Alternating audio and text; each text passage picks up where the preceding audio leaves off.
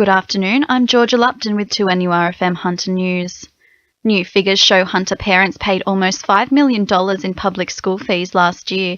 With minimal government funding, some public schools in the region have had to rely upon voluntary contributions for essentials such as toilet paper and paying electricity and water bills. Greens MP John Kay says the government should fund all aspects of public school curriculums. Public education should be free across all of its activities. Education is more than just the core curricula. All of it should be free. The New South Wales government should be making sure that every child, no matter how wealthy or poor their parents are, can fully value public education. The Planning Assessment Commission is holding a public hearing to hear more debate surrounding the opening of a fourth coal terminal in the Port of Newcastle. The hearing in Newcastle is being held today and tomorrow. Dr James Whelan from the Coal Terminal Action Group says the terminal should not go ahead due to environmental concerns. A great number of people in the community dead opposed to the coal terminal, many of them on the grounds of its health impacts and air quality concerns. We believe that Newcastle's air quality already exceeds the standards that it should be in line with, and on that basis alone, the Planning Assessment Commission should be rejected the proposed coal terminal. The Barrington Tops is set to continue to experience icy conditions today with more snow likely in the area. The conditions have caused the area to become a tourist hotspot. However, Lawrence Orell from the National Parks and Wildlife Service says people wishing to travel to the area should take care. We do have conditions which are very icy on the roads and cold, and that is certainly why the National Parks and Wildlife Service is recommending that if people are intending to travel to the Barrington Tops area, it's really only suitable for four-wheel drive vehicles.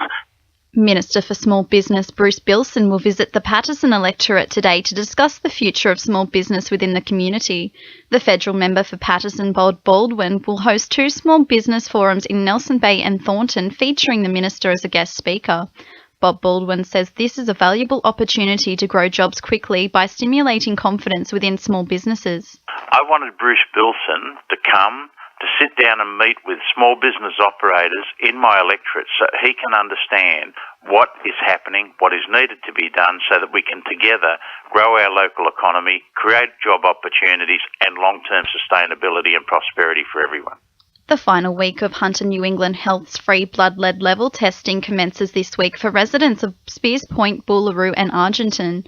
The tests are being conducted to monitor blood lead levels after it was discovered toxic waste from Boolaroo's Pasminco smelter increased lead exposure. Dr Dalton from the Hunter New England Health says pregnant women and children in these areas should get tested. We've tested about 60 children under 5 years of age so far. We're focusing on the children under 5 and pregnant women in the Spears Point, Boolaroo and Argenton areas. And the other children that are particularly at risk are those, there's even a condition called PICO where children will sometimes eat dirt in large quantities, and that is a real risk factor for elevated blood lead.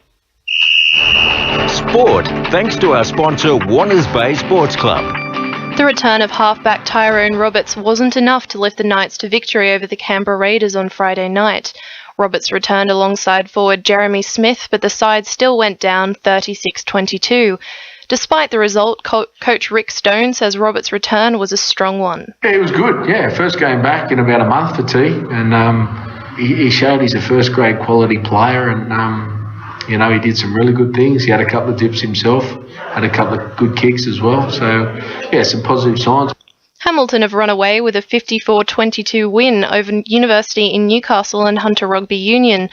Waratah also picked up a big win, defeating Singleton 49-7, while Merewether beat Maitland 19-17, and the Wanderers won 46-19 over Southern Beaches. Brisbane Roar defender Lachlan Jackson will be transferring to the Jets after the 20-year-old signed a one-year deal on Friday. Coach Scott Miller says while the youngster may only be on a one-year contract, the club plans to see Jackson playing a part in the Jets' future. That's sport. I'm Tanya Dupree. 2NURFM News Time is 12:10.